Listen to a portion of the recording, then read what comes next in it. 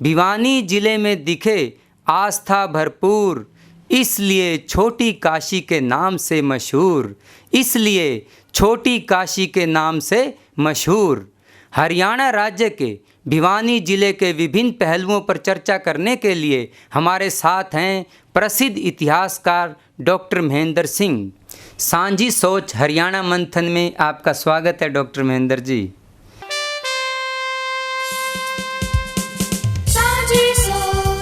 खास बात है कि डॉक्टर महेंद्र सिंह इतिहास विषय के प्रोफेसर हैं और इतिहास संबंधी शोध करना उनकी रुचि में शामिल है।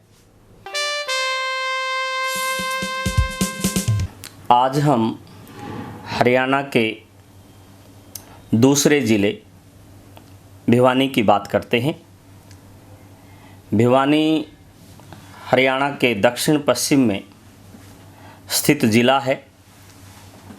1 नवंबर 1966 को जब हरियाणा बना तो उस समय भिवानी हिसार ज़िले का हिस्सा था। एक ज़िले के रूप में भिवानी का अस्तित्व 22 दिसंबर 1972 को हुआ और वर्तमान में यह रोहतक मंडल का हिस्सा है। इसकी साक्षरता दर 77% और जनसंख्या 341 व्यक्ति प्रति वर्ग किलोमीटर हम आंकते हैं। इसके अन्य नामों में इसको हरियाणा की Kashi, city of war heroes, mini Cuba,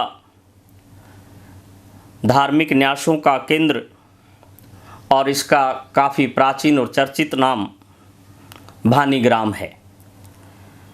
यदि हम इस ज़िले के ऐतिहासिक परिप्रेक्ष्य की बातचीत करें तो ज़िले का मुख्यालय भिवानी राजपूत शासक नीम की पत्नी भ्यानी के साथ जोड़ा जाता है। इस ज़िले का उल्लेख दस्तावेज के तौर पर हम आईने अकबरी में पाते हैं। यदि हम अतीत में जाते हैं, प्राचीन काल की बात करते हैं, मिताथल, तिगड़ाना, नौरंगाबाद, मानहेरू ये वो गांव हैं जो हड़प्पा सभ्यता की गवाही देते हैं। योद्धों के बारे में और कनिष्क के बारे में इस क्षेत्र की काफ़ी महत्वपूर्ण जानकारी हमें मिलती है। जैसे जैसे इतिहास ने करवटें ली, भिवानी ज़िला उसके साथ आगे बढ़ता है। रियासतों की कड़ी में लोहारू रियासत 1805 में बनी। अहमद बख्श खान ने इसकी नींव रखी और यहाँ के शासक शमसुद्दीन को विलियम फ्रेजर की हत्या के अपराध में दोषी ठहराते हुए 1835 में फांसी दी गई।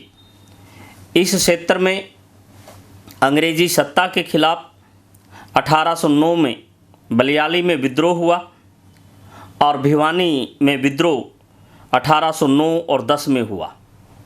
1857 की बात करते हैं, जिसको हम जंग आज़ादी और भारत के स्वतंत्रता संग्राम के रूप में देखते हैं, तो यह क्षेत्र काफ़ी ज़्यादा सक्रिय था। महत्वपूर्ण लड़ाइयाँ यहाँ पर तोसाम में हुई, जब तहसील के ऊपर स्थानीय लोगों ने कब्जा किया। इसी तरह का घटनाक्रम भिवानी में हुआ और रोनात गांव का इतिहास अपने आप में सुनहरा इतिहास है, जिसको शहादत से जुड़ा हुआ एक गवाह गांव के रूप में देखते हैं। और इस गांव के 3 लोगों को रूपा खाती, नोंदाराम जाट और भिरड़ीदास बरागी को तोप से बांधकर उड़ाया गया। गांव का एक कुआं, जिसको हम जलियांवाला बाग की तरह से ऐतिहासिक कुआं कहते हैं, वहाँ पर 25 महिलाएं बच्चों समेत जो है कूदकर अपने प्राण बचाने के लिए गई, लेकिन वो अपने आप को बचा नहीं पाई। इसी तरह से ये गांव नीलाम भी हुआ। तो इस गांव की अपनी कहानी बहुत विस्तृत तौर पर हम समझते हैं। इस गांव के बारे में या इस ज़िले के बारे में हरियाणा के एक लेखक जो 1857 के प्रत्यक्षदर्शी भी हैं, साहब रामजी राहड़ अग्रोहा के पास लाधड़ी गांव के थे। उन्होंने जब 1857 चल रहा था तो जुप्पे से लेकर कैथल तक के गांव का जिक्र किया है। उसमें 12 गांव भिवानी ज़िले के अंदर आते हैं। उसके बाद जब हम स्वतंत्रता संग्राम की बात करते हैं, हरियाणा में भिवानी एकमात्र ऐसा शहर है जहां पर राष्ट्रपिता महात्मा गांधी 2 बार आए। पहली बार 22 अक्टूबर 1920 को आए, दूसरी बार 15 फरवरी 1921 को आए। और विस्तार से जाने की बजाय 2 बातें यहाँ पर मैं इंगित करना चाहूँगा। गांधी जी ने पहली बार अंग्रेजी सरकार के लिए शैतान शब्द का प्रयोग भिवानी में किया, और उसके बाद जब दूसरी बार यहाँ आए तो पंडाल खादी का लगा, महिलाओं के द्वारा उसका नेतृत्व दिया गया। पहली बार कांग्रेस का कोई भी सम्मेलन मंच पर कुर्सियों पर नहीं बल्कि जो है दरी बिछाकर और उसके ऊपर खादी का कपड़ा बिछाकर लगाया गया। पंडाल भी खादी का था और प्रत्येक व्यक्ति खादी से परिपूर्ण था। महात्मा गांधी जी काफ़ी प्रभावित हुए और उसके बाद ये भारतीय राष्ट्रीय कांग्रेस की संस्कृति बनी और खादी इतना पॉपुलर हुआ कि उसके बाद इसकी पहचान राष्ट्रीय प्रतीक के रूप में होने लगी। पंडित नेकीराम शर्मा के नेतृत्व में स्किनर स्टेट मूवमेंट हुआ, तो उस स्किनर स्टेट मूवमेंट को लीड करने वाले जो व्यक्ति थे उन्होंने सविनय अवज्ञा आंदोलन से पहले इन स्किनर बंधुओं को झुकने पर मजबूर किया, जो इस क्षेत्र के किसानों की और जनता की पहली महत्वपूर्ण जीत थी।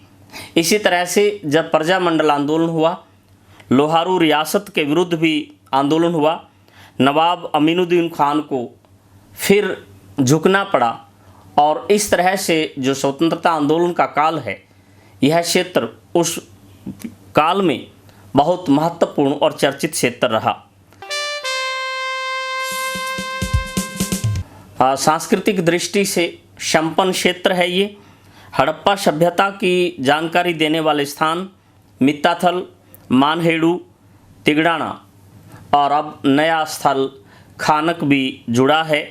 और इन सभी स्थलों से जब हम पाते हैं इतनी महत्वपूर्ण चीज़ें जो खुदाई में मिली हैं, वो अपने आप में गवाह देती हैं इस बात का कि ये क्षेत्र इस सभ्यता का फलता फूलता क्षेत्र था। जब खानक में खुदाई चल रही थी तो कैम्ब्रिज की टीम और बनारस हिंदू विश्वविद्यालय की टीम यहाँ पर काम कर रही थी।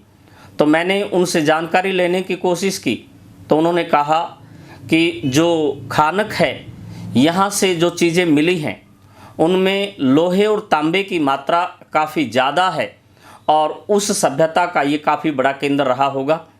तो उम्मीद है आने वाले समय में खानक एक महत्वपूर्ण स्थल के तौर पर चर्चा में आएगा। इसके बाद हम नौरंगाबाद की बात करते हैं, जहाँ पर गुरुकुल जज्जर के नेतृत्व में खुदाई हुई। पुरातत्व विभाग हरियाणा और भारत सरकार के द्वारा उस पर काम किया गया और यहाँ से प्राप्त चीज़ें आज भी जो है राष्ट्रीय अभिलेखागार नई दिल्ली इसके साथ साथ गुरुकुल जज्जर में देखी जा सकती हैं। एक और स्थल जो अभी चर्चा में नहीं आया है लेकिन मुझे व्यक्तिगत तौर पर भी वहाँ जाने और देखने का मौका मिला है, वो तोसाम का मंदिर है, जो शिव और विष्णु के मंदिर के रूप में काफ़ी चर्चित है।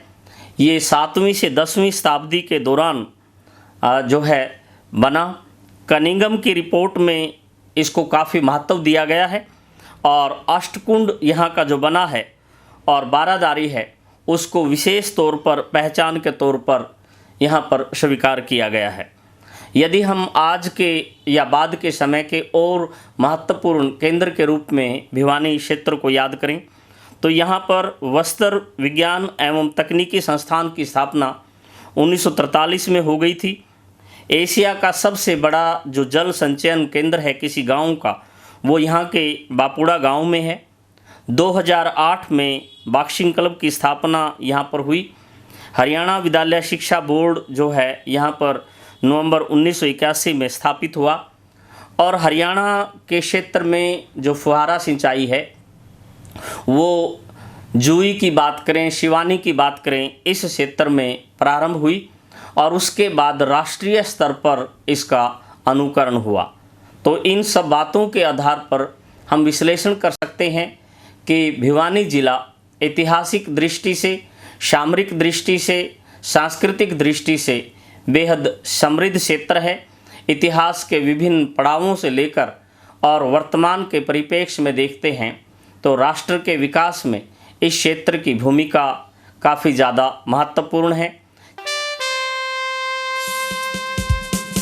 भिवानी वर्तमान में जब मिनी क्यूबा के रूप में जाना जाता है तो वो वैसे नहीं है, बल्कि राष्ट्र को इस क्षेत्र ने उच्च कोटि के बॉक्सर दिए हैं।